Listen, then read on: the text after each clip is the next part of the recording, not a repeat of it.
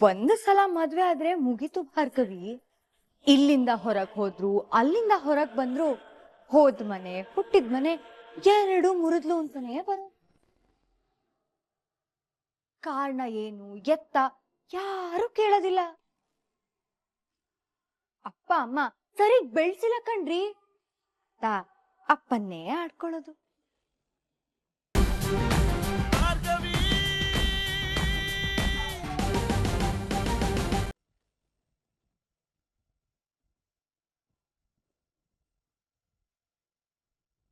ಅವತ್ತು ನಾವು ರೌಡಿಗಳ ಜೊತೆ ಹೊಡೆದಾಡ್ತಿರ್ಬೇಕಾದ್ರೆ ಸಂಧ್ಯಾ ನಾನಿಂದ ಕರ್ಕೊಂಡು ಹೋಗಿ ಅಂತ ಅಂದೆ ನಾನು.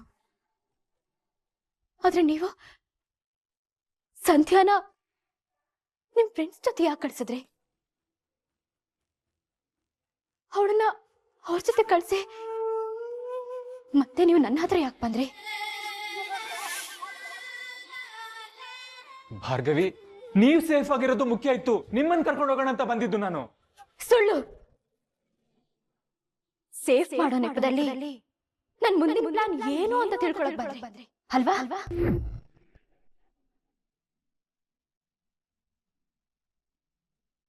ಸರಿ,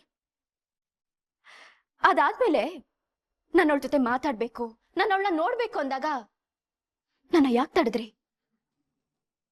ಅವತ್ತು ನೀನ್ ಅವಳನ್ನ ನೋಡೋ ಅವಶ್ಯಕತೆ ಇಲ್ಲ, ಅವಳಿಗೆ ಫೋನ್ ಮಾಡ್ಬೇಡ, ಯಾಕಂದ್ರೆ ನಿನ್ ಫೋನ್ ಟ್ಯಾಪ್ ಆಗಿರುತ್ತೆ ಅಂತ ಅಂದ್ರಿ ಅಲ್ವಾ? ಆದ್ರೆ ನಾನ್ ಹೇಳಿದ್ ನಿಜ ಅಂತ ನಿಮ್ಗೂ ಅನ್ಸ್ತಾ ಅಲ್ವಾ? ಆ ಕ್ಷಣಕ್ಕೆ ಎಲ್ಲಾ ಪಾಸಿಬಿಲಿಟಿ ಯೋಚನೆ ಮಾಡಿ ಹಾಗಂದೆ ಅಷ್ಟೇ. ಅವತ್ತು ಟ್ಯಾಪ್ ಆಗಿದ್ದು ಫೋನ್ ಅಲ್ಲ,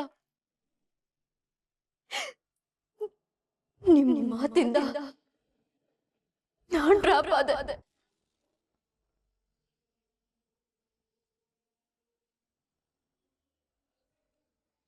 ಭಾರ್ಗವಿ, ಯಾಕೆ ನನ್ನ ಅರ್ಥ ಮಾಡ್ಕೋತಿಲ್ಲ ನೀವು? ನೀವೇನೇ ಸಮರ್ಥನೆ ಕೊಟ್ರು ಇವತ್ತು ನಮ್ ಕಣ್ ಮುಂದೆ ಸಂಧ್ಯಾ ಇಲ್ಲ. ಅವಳನ್ನ ಬರ್ಬರವಾಗಿ ಅತ್ಯಾಚಾರ ಮಾಡಿ ಕೊಲೆ ಮಾಡಿರೋದಷ್ಟೇ ಸತ್ಯ. ಇವಾಗ ನೀವ್ ಹೇಳಿದ ಕತೆನೆ ನೀವು ನನ್ ಪರವಾಗಿಲ್ಲ, ಆ ಜೆ.ಪಿ. ಪಾಟೀಲ್ ಮತ್ತೆ ಶಕ್ತಿ ಪ್ರಸಾದ್ ಕಡೆ ಇದ್ದೀರಾ ಅಂತ ಸಾರಿ ಸಾರಿ ಹೇಳ್ತಾ ಇದೆ.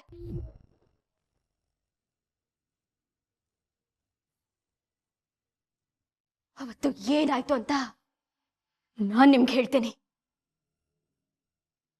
ಪಾಯಿಂಟ್ ನಂಬರ್ 1, ಶಕ್ತಿ ಪ್ರಸಾದ್ ಹುಡುಗನ್ನ ಕಳ್ಸಿದ್ರು. ಆಗ ನೀವು ನಮ್ಮನ್ನ ಕಾಪಾಡೋ ಹಾಗೆ ಬಂದು ಸಂಧ್ಯನ ಕರ್ಕೊಂಡು ಹೊರಟೋದ್ರಿ.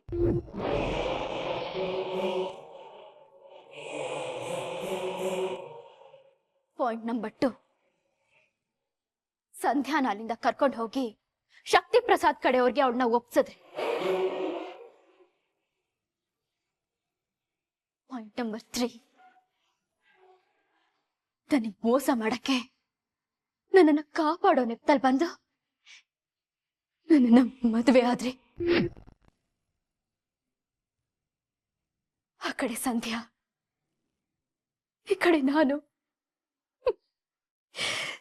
ಇಬ್ರು ನಿಮ್ಮನ್ನ ನಂಬಿ ಮೋಸ ಹೋದ್ವಿ.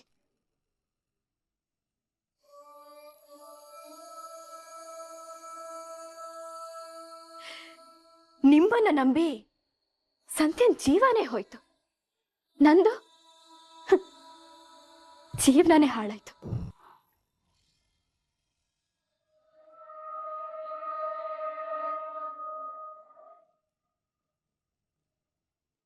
ಸಂಧ್ಯನ್ ಸಾವಿಂದ ಜೆ.ಪಿ. ಪಾಟೀಲ್ ಅಂಡ್ ಗ್ಯಾಂಗ್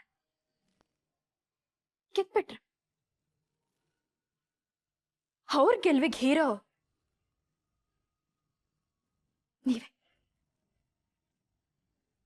ಈ ಕಡೆ ನನಗೂ ಈ ಮನೆ ಒಂದನ್ನು ಬಿಟ್ಟು ಹೋಗೋಕೆ ಬೇರೆ ಜಾಗನೇ ಇಲ್ಲ.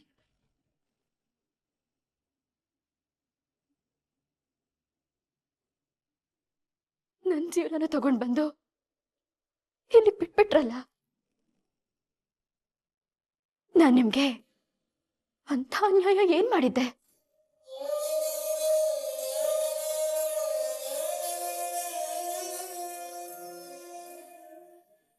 ನಿಮ್ ಪ್ಲಾನ್ ಗೊತ್ತಿಲ್ದೆ ನಮ್ ಪ್ರೀತಿಗೋಸ್ಕರ ನನ್ ಮದ್ವೆ ಆಗಿದ್ದೀರ ಅನ್ನೋ ತಪ್ಪು ಕಲ್ಪನೆಯಲ್ಲಿ ನಾನು ನನ್ನ ಜೀವನನೆಲ್ಲ ನಿಮ್ ಜೊತೆ ಊಹಿಸ್ಕೊಂಡೆ. ತಪ್ಪೆಲ್ಲ ನಂದೆ, ತಪ್ಪೆಲ್ಲ ನಂದೆ.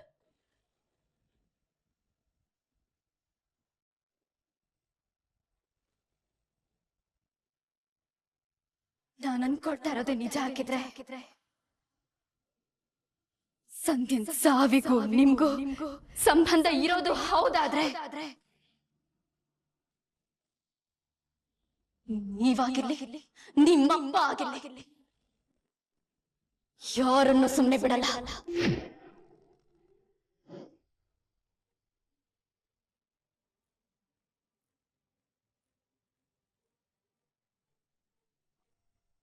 ಸಂಧ್ಯಾ ಸಾವಿಗೆ ಕಾರಣ ಆಗಿರೋ ಯಾರನ್ನು ಸುಮ್ಮನೆ ಬಿಡಲ್ಲ.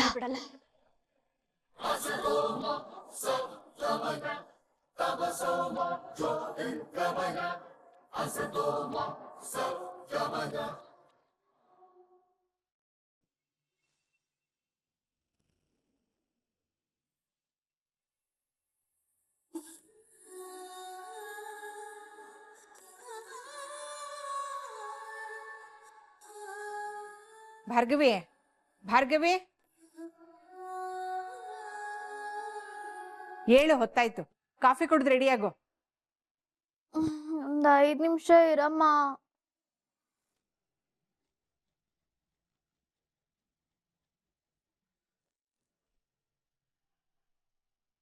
ನಿನ್ನೆ ಕಣೆ ಭಾರ್ಗವಿ.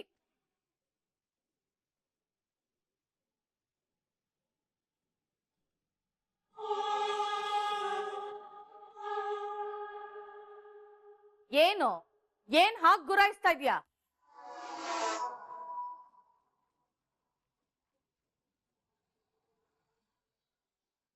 ಸೂರ್ಯ ನೆತ್ತಿ ಮೇಲ್ ಬಂದ್ರು ಹೀಗ್ ಮಲ್ಕೊಳ್ಳೋದಕ್ಕೆ ಇದನ್ನೇ ನಿಮ್ಮಪ್ಪನ್ ಮನೆ ಅನ್ಕೊಂಡಿದ್ಯಾ?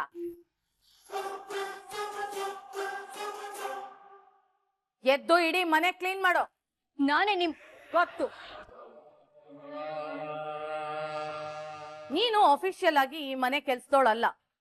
ಆದ್ರೆ ಸಂಧ್ಯಾ ಈ ಮನೆಯಿಂದ ಆಚೆ ಹೋಗೋ ಹಾಗೆ ಮಾಡಿದ್ದು ನೀನೆ.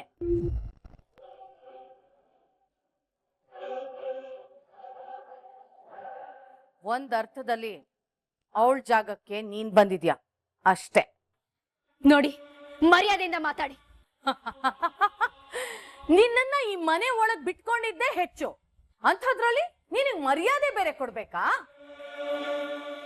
ಅಯ್ಯೋ ಅತ್ತೆ, ನೀವೇನ್ ಮಾಡ್ತಿದ್ದೀರಾ ಇಲ್ಲಿ? ನೀವ್ ಹೋಗಿ, ನಾನು ಇವಳನ್ನ ವಿಚಾರಿಸ್ಕೊ. ಹೋಗಿ ಅತ್ತೆ, ಆರಾಮಾಗಿ ಕಾಫಿ ಕುಡೀರಿ. ಹೋಗಿ ಅತ್ತೆ.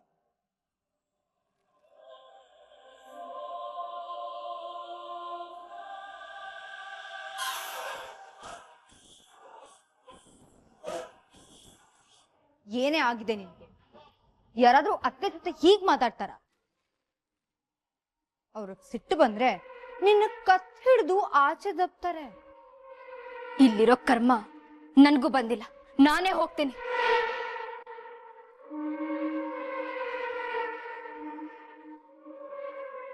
ಅಯ್ಯೋ, ಇದೇನೇ ಭಾರ್ಗವಿ ಹೀಗಂತಿದ್ಯಾ? ಇದು ನಿನ್ನ ಗಂಡನ್ ಮನೆ ಅಲ್ಲ. ಇಲ್ಲಿಂದ ಹೋದೋಳು ಎಲ್ಲಿಗೆ ಹೋಗ್ತೀಯಾ?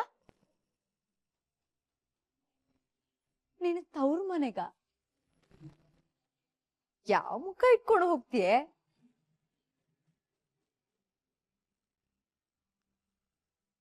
ಸರಿ, ನೀನು ಸೋತೆ ಅಂತಾನೆ ಮನೆಗ್ ಹೋದ್ರು ಅಪ್ಪ ನಿನ್ನನ್ ಸೇರಿಸ್ತಾರ? ಇವತ್ತಿನಿಂದ ನಮಗೂ ನಿನಗೂ ಯಾವ ಸಂಬಂಧನೂ ಇಲ್ಲ. ನಿನ್ನ ಮುಖ ತೋರಿಸ್ಕೊಡ್ ನನಗೆ. ನೀನ್ ಇಲ್ಲಿಂದ ಹೋಗ್ತಲೇ ಇದ್ರೆ ನಾವೆಲ್ಲ ಈ ಊರೇ ಬಿಟ್ಟು ಹೋಗ್ತೇವೆ.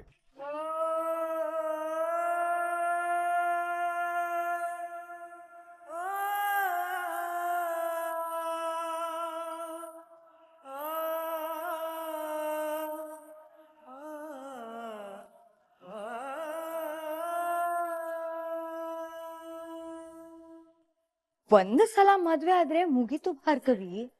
ಇಲ್ಲಿಂದ ಹೊರಗ್ ಹೋದ್ರು, ಅಲ್ಲಿಂದ ಹೊರಗ್ ಬಂದ್ರು, ಹೋದ್ ಮನೆ ಹುಟ್ಟಿದ ಮನೆ ಎರಡು ಮುರಿದ್ಲು ಅಂತಾನೆ ಬರೋ.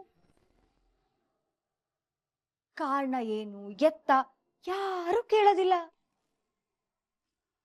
ಅಪ್ಪ ಅಮ್ಮ ಸರಿ ಬೆಳ್ಸಿಲ್ಲ ಕಣ್ರಿ, ಅಪ್ಪನ್ನೇ ಆಡ್ಕೊಳ್ಳೋದು.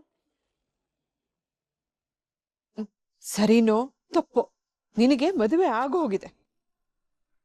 ಹುಟ್ಟಿದ ಮನೆ ಹೊಸಲ್ ದಾಟ ಹೋಗಾಗಿದೆ. ನಿನಗೆ ಹೇಗ್ ಬೇಕೋ ಹಾಗೆ ಜೀವನ ಕಟ್ಕೋ. ಇವ್ರ ಕೋಪ ಕಡಿಮೆ ಆಗೋ ತನಕ ಈ ಕಡೆ ತಲೆ ಹಾಕ್ಬೇಡ. ಇದೇನಿದು, ಬೃಂದ ಭಾರ್ಗವಿ ಮನೇಲೇ ಇರ್ಲಿ ಅಂತಾಳೆ ಅಂತ ಅನ್ಕೋತಿದ್ದೀರಾ?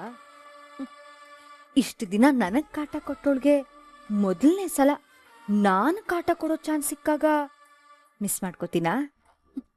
ಸ್ವಲ್ಪ ದಿನ ಸರಿಯಾಗಿ ಬೆಂಡೆತ್ತಿ ಅಮ್ಮ ಇನ್ನು ಮಾತ್ರ ಈ ಮನೆ ಕಡೆ ನನ್ನ ತಲೆ ಹಾಕಲ್ಲ ಅನ್ನೋ ಹಾಗೆ ಮಾಡ್ ಕಳಿಸ್ತೀನಿ. ಏನು ಪತಿರಾಯನ್ ಹುಡುಕ್ತಾ ಇದ್ಯಾ? ಅವನಾಗ್ಲೇ ಅವ್ರ ಅಪ್ಪನ ಜೊತೆ ಆರಾಮಾಗಿ ನಗ್ತಾ ಮಾತಾಡ್ಕೊಂಡು ಕಾಫಿ ಕುಡಿತಿದ್ದಾನೆ. ಹೇಳಿಲ್ವಾ ನಿನ್ಗೆ? ಏನ್ ಮಾಡಕ್ಕಾಗತ್ತೆ ಬಿಡು ಭಾರ್ಗವಿ, ಅವ್ರವ್ರು ಪಡ್ಕೊಂಡ್ ಬಂದಿದ್ದು ಅವ್ರವ್ರಿಗೆ. ಈ ಸಿಂಗಾರ ಮಾಡ್ಕೊಂಡಿರೋದ್ನೆಲ್ಲ ತೆಗೆದು ಅಚ್ಚುಕಟ್ಟಾಗಿ ಯಾವ್ದೋ ಒಂದ್ ಮಾಮೂಲಿ ಸೀರೆ ಉಟ್ಕೊಂಡು ಬಂದು ಕೆಲ್ಸ ಮಾಡು.